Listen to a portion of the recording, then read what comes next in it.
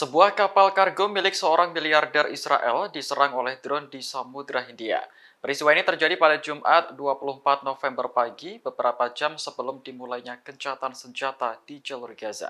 Pejabat Pentagon mengatakan kapal kargo yang diserang berjenis CMA-CGM SMI. Kapal berbendera Malta tersebut menjadi sasaran drone Shahid 136 saat tengah berada di perairan internasional. Menurut Pentagon, bahan peledak yang dijatuhkan drone mengakibatkan kebakaran pada kapal. Namun, seluruh awak kapal dipastikan selamat dan tidak ada yang terluka. Pentagon menuduh Iran sebagai dalang di balik serangan kapal milik miliarder Israel tersebut.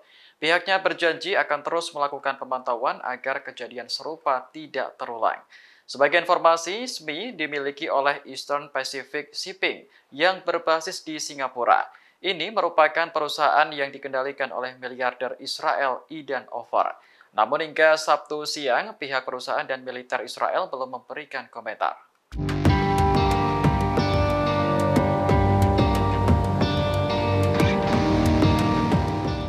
Seorang jenderal Israel memperingatkan bahwa perang melawan Hamas di Gaza jangan sampai melibatkan kekuatan global, terutama Rusia. Salah satu alasannya karena Moskow masih memainkan peran utama di Timur Tengah. Brigadir Jenderal Safir mengatakan Israel tidak boleh merusak hubungannya dengan Rusia. Hal ini mengingat sejarah panjang kerjasama dan peran Moskow di Timur Tengah. Terlebih di Israel sendiri ada sekitar 2 juta orang yang berbahasa Rusia. Namun di sisi lain, Moskow juga bekerja sama dengan Iran dan Suriah. Menurut Safir, hubungan ini membuat situasi menjadi lebih rumit karena Israel juga bersitegang dengan Iran. Oleh karena itu, Israel harus menyeimbangkan hubungan dengan Amerika Serikat sebagai mitra penting dan Rusia yang memiliki pengaruh terhadap Suriah dan juga Iran. Terkait perang di Gaza, Jenderal Safir mengatakan bahwa Israel tidak punya pilihan selain melenyapkan Hamas. Sebab negara itu khawatir jika militan Palestina kembali membuat serangan besar di kemudian hari.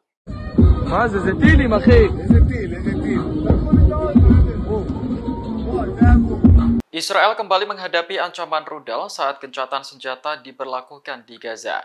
Ancaman kali ini datang dari Lebanon yang menembakkan rudal menuju Haifa pada Sabtu dini hari.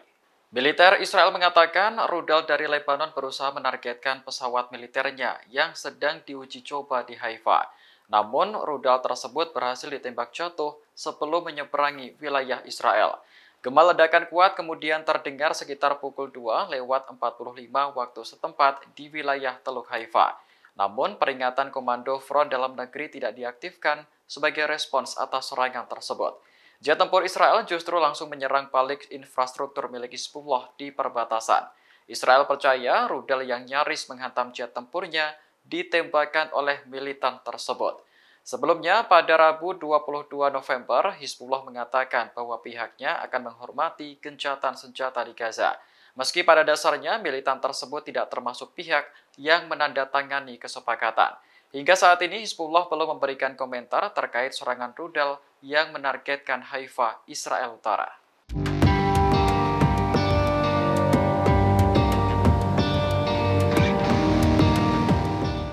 Kapal milik pengusaha Israel kembali menjadi target serangan saat gencatan senjata di Gaza sedang berlangsung. Kali ini kapal yang diserang adalah milik Idan Ofer, salah satu orang terkaya di Israel. Menurut pejabat Pentagon, kapal CMA-CGM SMI diserang drone saat berlayar di Samudra Hindia Jumat pagi. Serangan itu mengakibatkan kerusakan pada kapal, namun seluruh awaknya dipastikan selamat.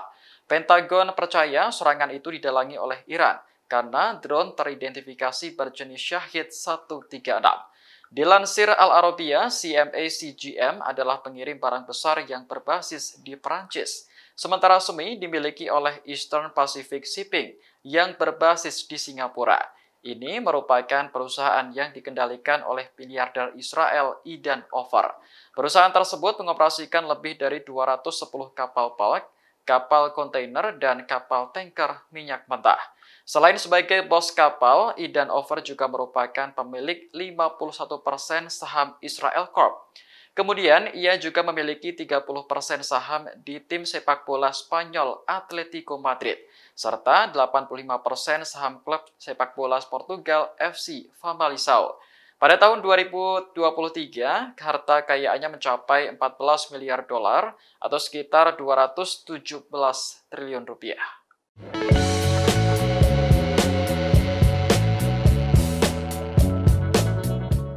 Dewan Kota Barcelona sepakat untuk menangguhkan hubungan dengan Israel pada Jumat 24 November.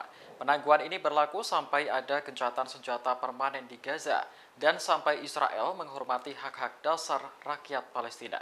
Dilansir Anadolu Agency, deklarasi penangguhan hubungan dengan Israel diajukan oleh partai sayap kiri Barcelona En Comú yang dipimpin Colau. Kemudian juga didukung oleh Partai Sosialis pimpinan Collboni, serta Partai Separatis sayap kiri ERC. Deklarasi tersebut mengutuk semua serangan terhadap penduduk sipil, baik yang dilakukan oleh Hamas maupun Israel.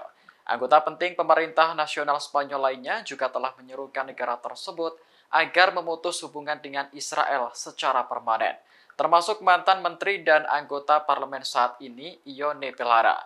Sementara itu, Perdana Menteri Spanyol Pedro Sánchez melakukan perjalanan ke Israel dan Palestina untuk bertemu dengan rekan-rekan lokalnya pada Kamis kemarin.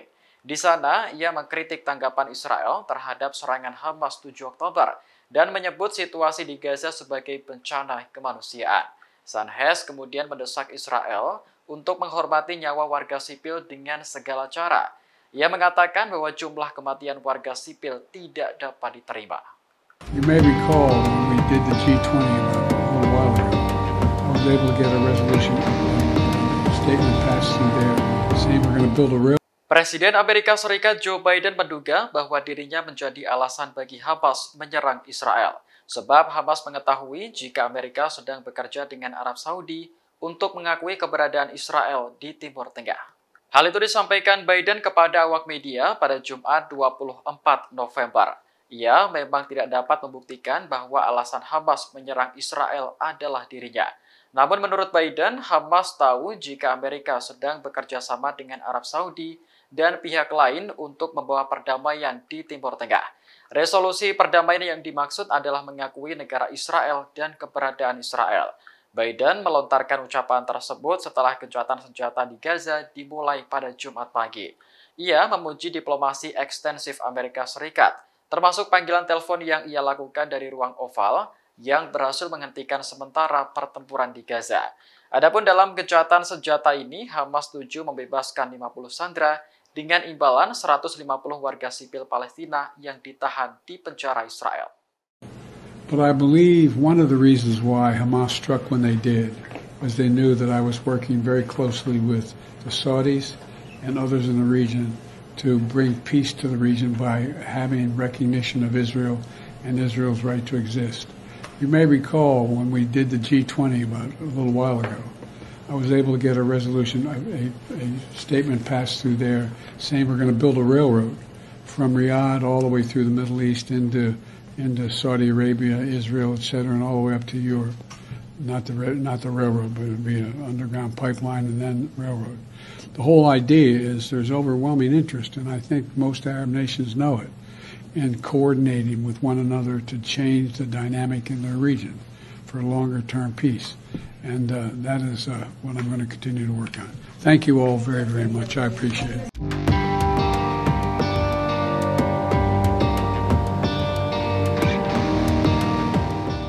Sebuah kapal kargo milik pengusaha Israel diserang oleh drone di Samudra Hindia pada Jumat pagi. Padahal sebelumnya, sistem pelacak otomatis kapal tersebut sudah dimatikan. Menurut pejabat Pentagon, kapal CMA-CGM SMI diserang oleh drone buatan Iran saat melewati Laut Arab. Meski sempat menyebabkan kebakaran, seluruh awak kapal dipastikan selamat. Pentagon tidak menjelaskan jenis barang apa yang diangkut serta negara tujuan kapal. Namun, menurut data dari marinetraffic.com, sistem pelacak otomatis kapal tersebut sudah dimatikan sejak Selasa kemarin, tepatnya ketika meninggalkan pelabuhan Jebel Ali di Dubai. Seharusnya, kapal tetap mengaktifkan sistem pelacak otomatis untuk alasan keamanan. Namun, awak kapal diduga mematikannya karena telah mengetahui adanya ancaman. Saat ini, Pentagon masih melakukan pemantauan agar kejadian serupa tidak terulang kembali. Sebagai informasi, CMA-CGM adalah pengirim barang besar yang berbasis di Perancis. sementara resmi dimiliki oleh Eastern Pacific Shipping yang berbasis di Singapura. Ini merupakan perusahaan yang dikendalikan oleh salah satu orang terkaya di Israel, Idan Ofer.